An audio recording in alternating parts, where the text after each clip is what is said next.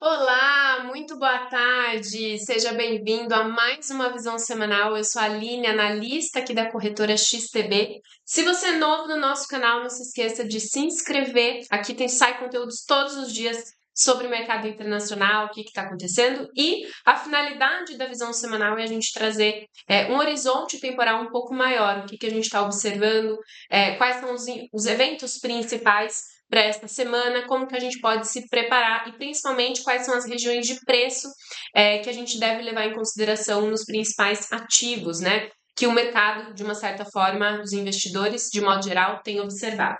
Bom, eu vou passar então para a tela completa, para a gente ter a visão completa da questão da tela, né? E o que a gente vai falar agora, né? Na verdade, o Ien volta praticamente aos anos de 1980. Então, muito tem se falado sobre a economia japonesa. Eu vou trazer um pouco, ela tem sido, né, um pouco de prioridade aqui na apresentação de hoje, mas a ideia é a gente entender também o que está acontecendo por ali e como que a gente pode se preparar, né, para as informações ali referente ao mercado asiático.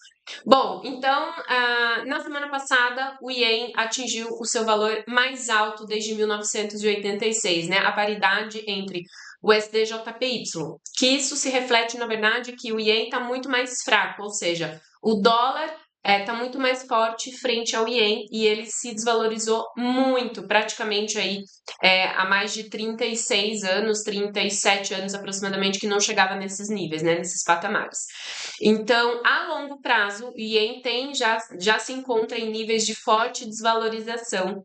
No entanto, deve-se recordar que tal situação pode durar bastante tempo, tá? Como exemplifica o dólar australiano, que tem estado relativamente subvalorizado há alguns anos. Inclusive, aqui a gente está observando o índice que mede essa força do Ien e a gente vê o quanto ele tem se desvalorizado desde a pandemia, né, desde aqui de 2020, o quanto ele tem se desvalorizado. Praticamente o índice está num nível aqui quase que de 1 para quase 0, né, praticamente. Então não chegava nesses patamares praticamente aqui, ó, desde 2008. E aqui a gente considera também o desvio padrão. Então quanto que ele tem de desvio, e aqui no caso praticamente um desvio padrão mais para o negativo. E as exportações, inclusive do Japão, representam cerca de 20% do PIB. Quando a gente tem um ien muito fraco, pode reduzir os preços de exportação, e é um aspecto importante para o crescimento econômico, ou seja, fica mais barato, né? No caso, para quem vai comprar do Japão, no caso. Então, por exemplo, quem tem dólares vai comprar, importar coisas do Japão, paga mais barato. Então, isso também é, prejudica o crescimento da economia. E como as exportações representam 20% do PIB, PIB mede crescimento, se a gente tem um ien desvalorizado, a gente tem uma menor capitalização também nesse sentido. Isso, obviamente, reflete na parte do crescimento. Por outro lado, o ien, então, fraco significa uma sociedade mais pobre, depende fortemente de produtos importados, então depende a parte de combustíveis, alimentos, e se depende mais de produtos importados e um ien mais fraco, quer dizer que os produtos importados vão estar muito mais caros, principalmente sendo cotados em dólar, né? Nessa paridade que a gente está comparando ali do dólar com o ien. Então, isso também prejudica bastante a economia. E aí, quando a gente olha para as taxas reais do Japão, que estão mais baixas, frente a dos Estados Unidos, que estão mais altas, e isso geralmente quando acontece, o SDJPY tende a aumentar, tende a ter um valor maior. Indica um enfraquecimento do ien em relação ao dólar. E aqui a gente vê, por exemplo, a taxa real no Japão ela está negativa, que a taxa real é a taxa normal, né, a taxa pelo Banco Central, no caso o Banco do Japão, tirando a inflação. Então, no caso aqui, a taxa real deles é negativa, enquanto que a taxa real dos Estados Unidos é positiva, está em 2,23. E aí, aqui, o que acontece? A gente tem, a gente tem até uma questão de fuga de capital, né? Então, é muito preferível você ter capital em dólar do que em ien, né, na moeda japonesa, justamente por conta dessa diferença. E aqui a gente vê o valor de cotação que está mais ou menos em torno ali de 160, chegou a bater até um pouco mais que isso. Mas mostra que quando a gente tem uma diferença nessas taxas de juros pela economia americana e pela economia do Japão, o ien principalmente tende a se valorizar. E claro, não é somente o ien, qualquer outra moeda, dependendo dessa distância, né, em relação às taxas de juros, comparado com os Estados Unidos, tem um cenário um pouco mais de desvalorização. E é um contexto de modo geral, tá? Então, estou tentando trazer aqui para vocês uma visão um pouco mais detalhada, depois a gente passa para o gráfico, ver também o que mais tem de importante para a semana. Bom, a gente teve aumento de salários para o Japão, que foi ainda, de uma certa forma, um pouco mais modesto, e os riscos associados ao aumento de inflação das importações levaram o Banco do Japão a subir as taxas de juros recentes. E olhando para as leituras de inflação, que teve uma recuperação clara, inclusive, nos preços, embora que o mesmo tempo dessa recuperação foi fraca em relação ao núcleo da inflação, né? Então, aqui a gente está medindo o CPI Core, que é o que elimina alimentos e energia, e a quantidade monetária, né? O que a gente tem de capital em jogo. Então, aqui uma subida, por que a gente está olhando isso? Qual que seria um fator que poderia fazer com que o Banco do Japão aumentasse as taxas de juros, assim como aconteceu no Banco da Inglaterra, no BCE, no Banco Central Europeu, nos Estados Unidos, com a Reserva Federal, é o aumento da inflação, né? Então, aqui a gente vê que a inflação ela estava diminuindo e agora ela está voltando a subir. Então, a gente tem na linha preta, né, o CPI, que é a inflação geral, e o Core, que está em 2,5%, e o CPI normal 2,9%. E a gente tem aqui, né, como eu falei, teve um incremento de salários, mas isso não estimulou ainda tanto o consumo como o esperado. E tem refletido de uma certa forma aí na inflação. Então, se a inflação continuar aumentando, pode ser um fator que faça com que o BOJ, né, o Banco do Japão, aumente as taxas de juros para a reunião de julho, que é esse mês. Então, vamos ver como que vai se comportar nessas características, tá? E aqui, o que pode acontecer? A gente pode encontrar, de repente, uma intervenção do Banco do Japão, que isso já aconteceu anteriormente, né? Quando o ien atingiu os patamares ali de 160, a gente teve praticamente duas intervenções, que é quando o Banco do Japão compra ienes e vende dólar para aumentar a circulação de dólar na economia, fazer com que o dólar se desvalorize um pouco frente ao ien, porque daí ele tira o ien de circulação, diminui um pouco mais da distribuição da moeda, então isso faz com que o ien, de uma certa forma, se valorize. Ou ele pode aumentar as taxas de juros, como eu comentei anteriormente, numa postura mais hawkish, desde que também a Fed, a Reserva Federal, tenha uma postura mais dovish, que traga um cenário de redução de taxas de juros. Então, basicamente, o mercado meio que espera esse tipo de postura por parte do Banco do Japão, tanto ali numa certa intervenção, se o ien começar a se desvalorizar muito, quanto também um aumento de taxas de juros. Para a gente entender, eu já falei sobre isso em alguns seminários, mas uma analogia, tá? É a mesma coisa se o real brasileiro, ele começasse a perder muita força frente ao dólar. Então, saindo ali de 5,50, vamos supor, que fosse para 6 dólares, 6,50. Então, isso perde muito o valor da moeda, né? Perde poder de compra. Isso atrapalha realmente o crescimento da economia.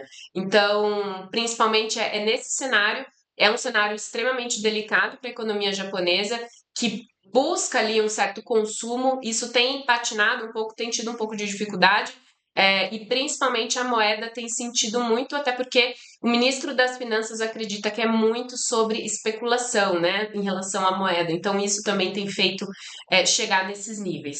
E aí, para a gente trazer um pouco, até mesmo de fechamento, né, de como que foi o mercado, e a gente já vai olhando um pouco mais no detalhe, aqui eu vou passar como período do mês, para a gente ver como que foi o comportamento.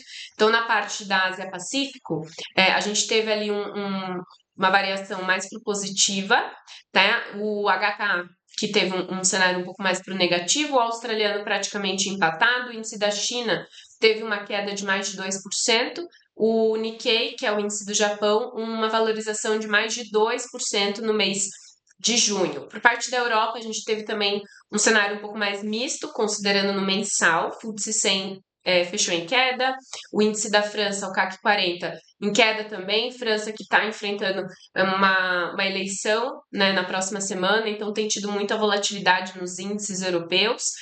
A gente tem também o índice DAX, que fechou, na verdade, com 0,74% de queda no mensal, o italiano e o Eurostoxx também com quedas. E agora o mercado americano fechou na sua maioria para um tom positivo. Olha aí, o Standard & Poor's com mais de 4% no mês, Nasdaq com mais de 7%, isso muito pela movimentação da Nvidia também, inteligência artificial tem ganhado muito espaço.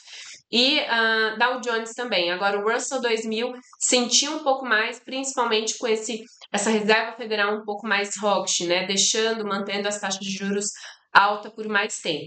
Aqui na parte de calendário, se a gente está falando um pouco de mercado asiático, eu vou filtrar Austrália, China e vou filtrar Japão, para a gente ver o que tem de mais importante nessa semana, alto e médio impacto, tá? Então a gente vai ter as minutas do Banco da Reserva da Austrália, que vai ser divulgado hoje, às 10h30 para horário de Brasília.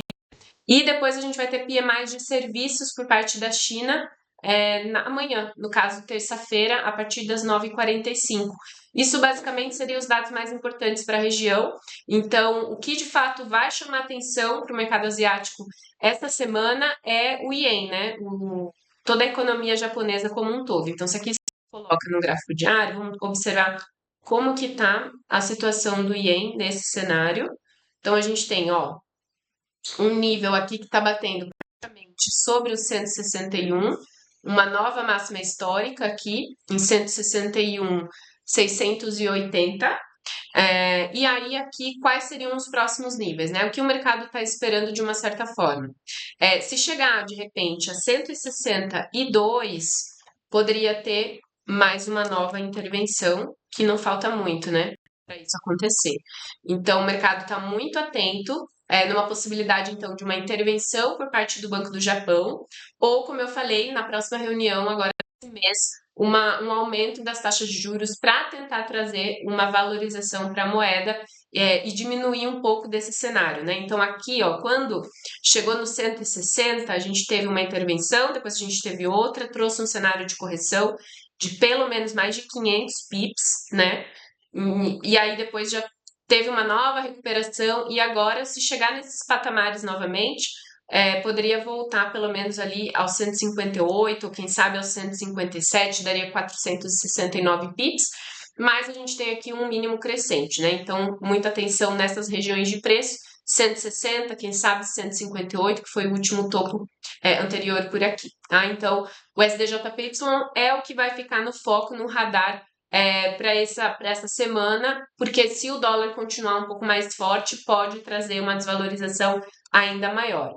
Por parte do índice, o Nikkei, ele vem também um pouco mais nesse cenário de alta, ele aqui testou 23,6, conseguiu ultrapassar, se manter sobre essa região de preço, que é os 39,484, e aqui me parece querer buscar novamente os máximos históricos, tá? Então vamos entender como que vai ficar essa questão da economia, a inflação que estava um pouco mais forte, então traz um cenário um pouco de cautela para a economia do Japão, principalmente para entender como vai ser os próximos passos daqui para frente, muita expectativa em relação ao Banco do Japão.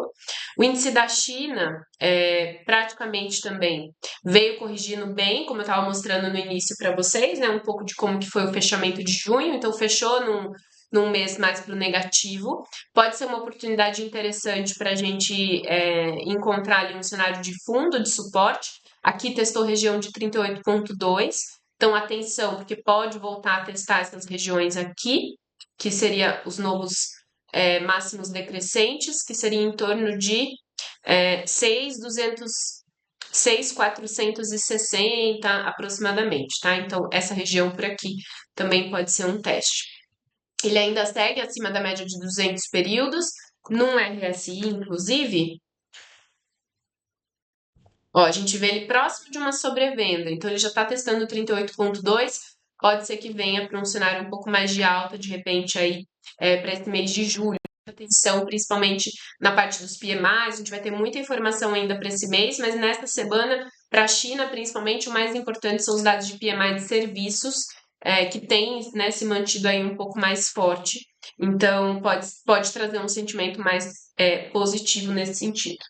Agora, voltando para a apresentação, a gente entra na parte do mercado europeu. Vou trazer aqui para vocês algumas informações mais voltadas para a parte de política monetária. Então, os membros do Banco Central Europeu fizeram comentários importantes sobre as perspectivas econômicas.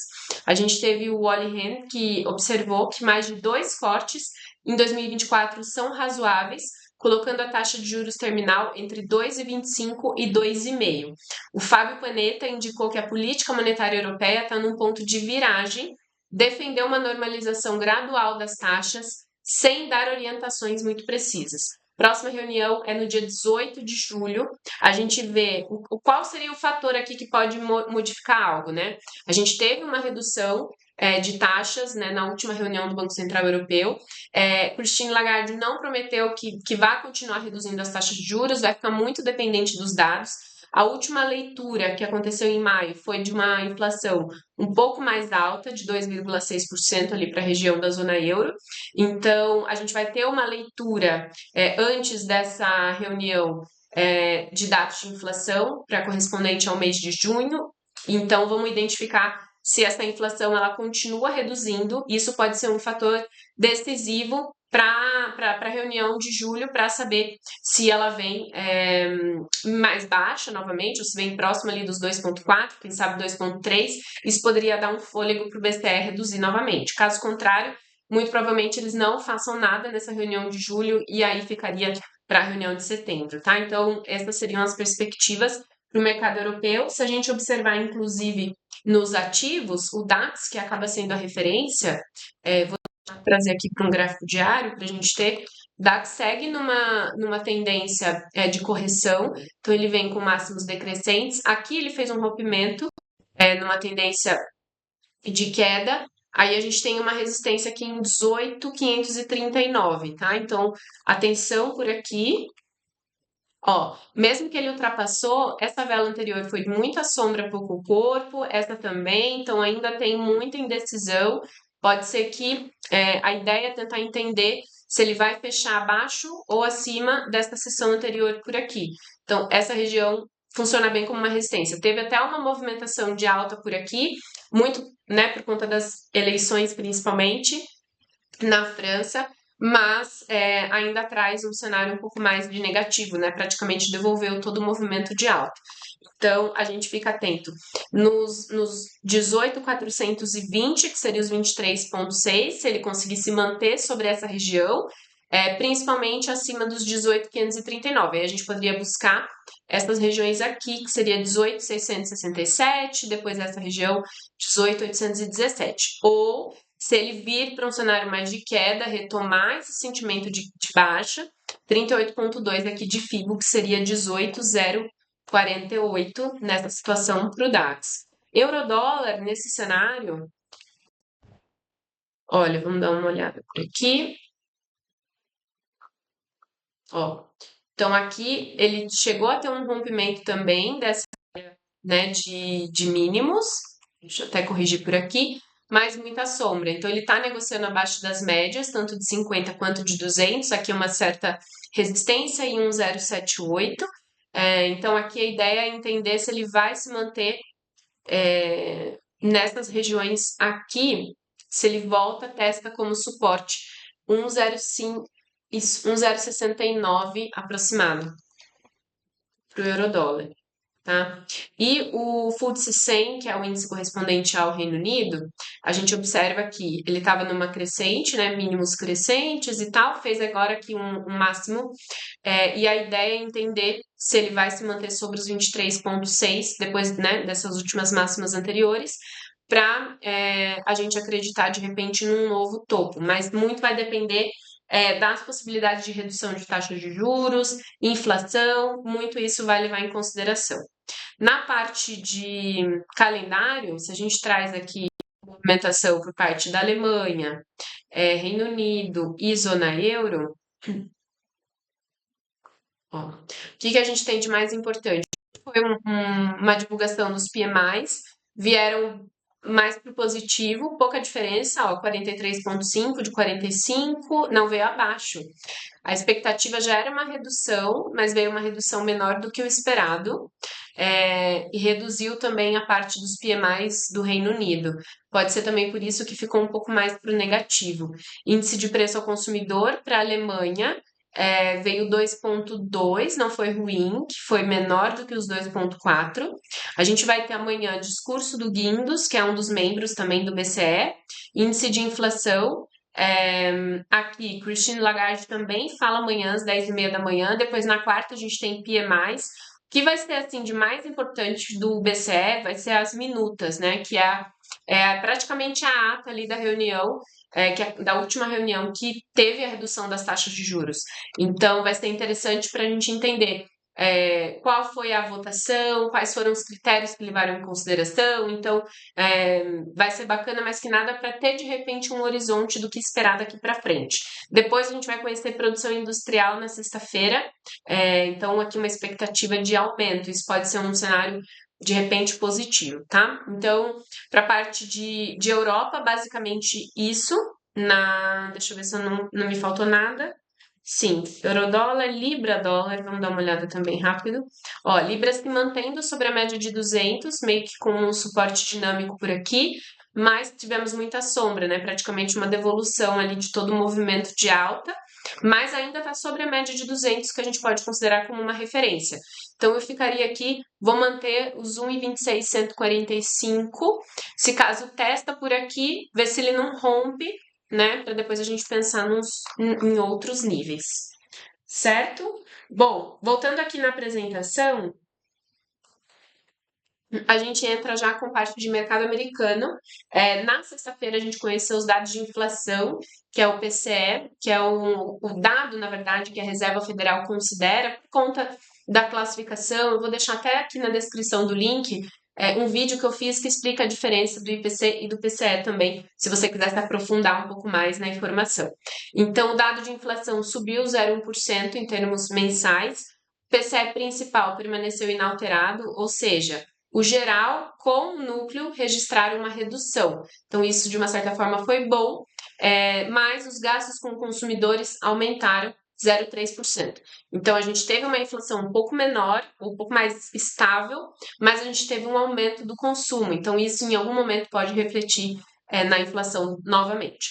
E referente à política monetária, a gente teve discursos, Michelle Bowman, ela disse que expressou preocupação com os riscos ascendentes para a inflação, reiterou que o corte de taxas ainda não é apropriado para esse ano e observou que a inflação permanecerá elevada durante algum tempo. Então, ela meio que não acredita muito numa redução de taxas tão a curto prazo. Lisa Cook também indicou que a política atual está bem posicionada para responder às perspectivas econômicas e que em algum momento será apropriado reduzir as taxas, mas vai depender dos dados econômicos. Então também não deu muita informação. A gente teve na semana passada debate presidencial, teve como impacto nos mercados a percepção pública, as chances de vitória de Donald Trump nas eleições agora desse ano, né, aumentaram para um novo máximo de 63%, enquanto as chances de reeleição de Joe Biden caíram para 37%. Aqui não quer dizer que o Donald Trump foi muito bom no debate, mas na verdade Joe Biden acaba que foi pior, né, digamos assim. O Trump foi um pouco mais sensacionalista e o Biden, inclusive, ele disse muito, na verdade, sobre a idade que ele tem. Então, está praticamente com 84 anos, e isso acaba que já começa a ser questionado se de fato ele é a melhor pessoa, né, para se reeleger. Então, muito provavelmente pode ser que a gente tenha alguma mudança em relação a isso. O dólar americano subiu no seu nível mais alto desde novembro, o Standard & Poor's aproximou-se também de novos máximos históricos. A perspectiva para esta reunião que vai acontecer no dia 31 de julho desse mês é de uma manutenção das taxas, não tem perspectiva de redução, porém, na próxima reunião de setembro, agosto não teremos, setembro seria uma redução seriam os primeiros, né, as primeiras reduções de taxas de 25 pontos. Então, vamos ver se de fato vai acontecer setembro ou novembro. Essas são as duas grandes apostas para este ano, mas até lá tem dados de inflação para acontecer. Essa semana a gente tem também dados do mercado de trabalho. Vou até passar aqui para a tela da plataforma. E no calendário a gente vai observar agora os dados tudo relacionado aos Estados Unidos, principalmente o alto e médio impacto. Então, hoje a gente conheceu os índices de manufatura, de emprego, todos vieram de uma certa forma um pouco mais fraco. Isso é bom olhando para o lado da Reserva Federal. Então, a gente teve PCE um pouco melhor na sexta-feira, mais estável. A gente teve dados de manufatura, de produção um pouco menores também, isso mostra uma certa desaceleração. Para a Reserva Federal, isso de uma certa forma é bom que não esteja tão aquecido assim. Na sexta-feira, a gente vai ter dados de payroll. Então, a gente começa com dados de mercado de trabalho amanhã com o JOLTS, né, que mostra a quantidade de vagas disponíveis. Então, se espera uma redução saindo de 8 mil para 7 mil, tá? Milhões, desculpa. 8 milhões para 7 milhões. E aí depois na quarta a gente tem discurso de membros, a gente vai ter também as minutas na quarta-feira, e depois na sexta a gente tem mudança de emprego não agrícola, que é o payroll. Inclusive, farei seminário especial na sexta-feira, já deixo o convite. Vai ser às 9h15 da manhã, a gente já começa trazendo as principais informações, depois a gente vai acompanhar toda a movimentação do mercado. E na quinta-feira a gente tem também os inventários, na quarta a gente tem o API, então que é o antecipado do payroll, né, do NFP, então também que já dá um pouco mais de informação sobre mercado de trabalho. Então, essa semana todas as informações vão ser voltadas para o mercado de trabalho, principalmente os olhares vão estar aí para saber o que esperar daqui para frente em relação à Reserva Federal. Nesse contexto, a gente vê inclusive os índices, vamos dar uma olhada como que ficou. A gente já viu que os índices fecharam no seu positivo, o Nasdaq foi o que mais estava positivo. Os índices americanos bateram próximo nas máximas históricas de novo. Agora, corrigindo um pouco, ainda se mantém sobre os 5.500 pontos. Vamos ver se ele vai chegar novamente às máximas históricas. Tudo vai depender muito dessa semana, né? E aqui testando novamente próximo ali de mais um mínimo crescente. O Nasdaq também teve um movimento bem positivo para o fechamento de junho. De momento, o que movimenta mais o Nasdaq tem sido, né, como ele é um indicador, um índice mais que nada voltado por parte de tecnologia, a inteligência artificial tem ganhado muito espaço, como eu falei. Nvidia tem feito uma movimentação bem importante, tanto quando ela sobe ou tem, né, teve uma realização de lucros recentes também, então trouxe um cenário mais negativo para o Nasdaq. Então, de momento, a gente até observa que ele está um pouco mais lateral por aqui. A gente começa a pensar nessas possibilidades de novos máximos de novo, mas a princípio ele vai tentar se manter sobre os 20 mil pontos, tá? Então, se ele se manter sobre os 20 mil, num cenário otimista, o que poderia fazer com que ele se mantesse nesses patamares ou de repente até atingir novos máximos? Se o mercado de trabalho vir fraco, tá? Então, o mercado espera de fato que o mercado de trabalho venha desacelerando para que dê espaço para a Reserva Federal reduzir as taxas de juros em setembro. Então, não se espera a redução de taxas em julho, mas sim setembro ou quem sabe novembro. Mas a expectativa maior está setembro e muito vai depender de mercado de trabalho, claro, né? Um pouco mais para frente também dos dados de inflação.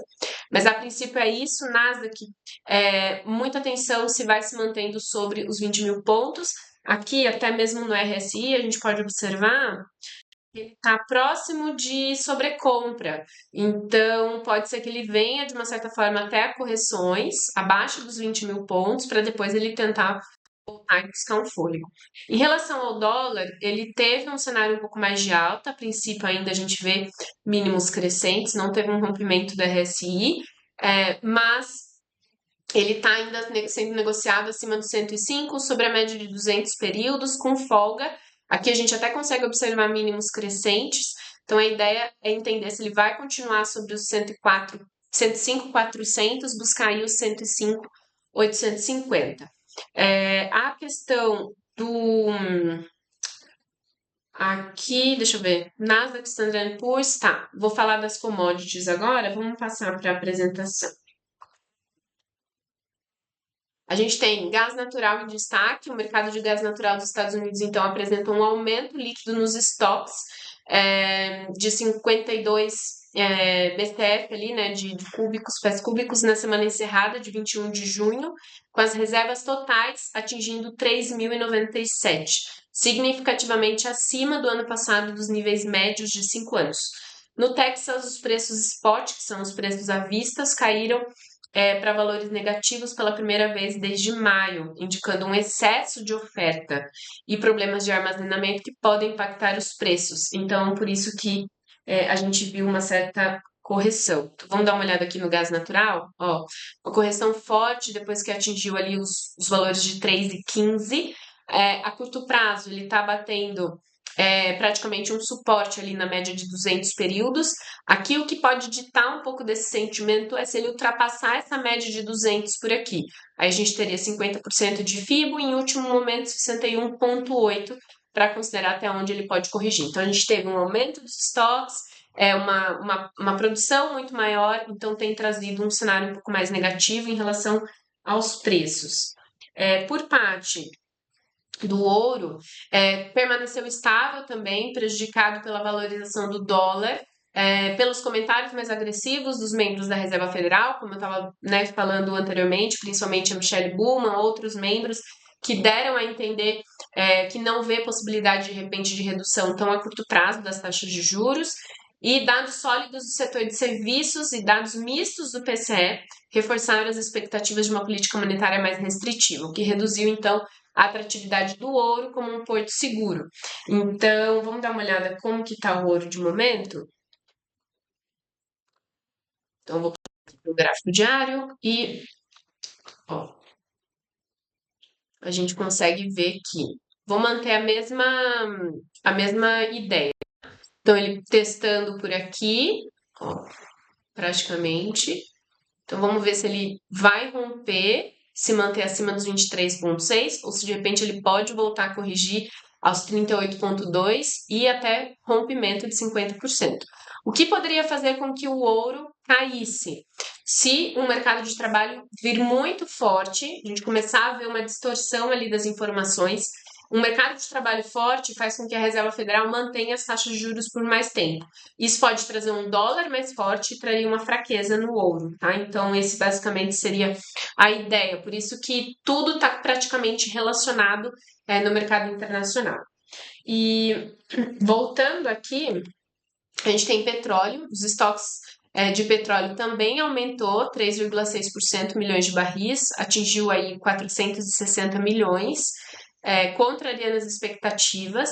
Esse aumento dos estoques, junto com o aumento da gasolina, sugere uma procura inferior ao previsto e um aumento da produção, o que pode exercer pressão descendente sobre os preços do petróleo a curto prazo. Então, aqui também a gente vê, ó, teve até um cenário de alta por aqui, 86,59. Ele passou aqui nessa região praticamente de resistência, trabalhou acima do último máximo anterior. Então, a ideia 87,51 pode ser um último nível por aqui, que de repente ele pode começar, a gente pode começar a ver um reflexo de repente de correção, principalmente por esse aumento dos estoques do petróleo e uma diminuição da procura, tá bom? Pessoal, basicamente é isso. Então, o que a gente tem de mais importante na semana, sem sombra de dúvidas, são os dados de mercado de trabalho dos Estados Unidos, as minutas do BCE, do Banco Central Americano também, alguns discursos de membros também vai ser importante. Então, basicamente, a gente vai ter seminários, né, todos os dias pela manhã, 10h30 da manhã, abertura do mercado americano, para trazer o que está de mais importante para vocês, para facilitar, obviamente, no dia a dia. Espero que vocês tenham gostado. A ideia é tentar trazer esse horizonte temporal um pouco maior mesmo da semana. Se vocês tiverem alguma dúvida, alguma sugestão, pode deixar aqui no comentário. Se você não segue o nosso canal, deixa o convite, tem muito material bacana. E, enfim, se você tiver alguma dúvida também, tem o link aqui para entrar em contato conosco, tá bom? Muito obrigada e a gente se vê em breve. Até mais. Tchau, tchau.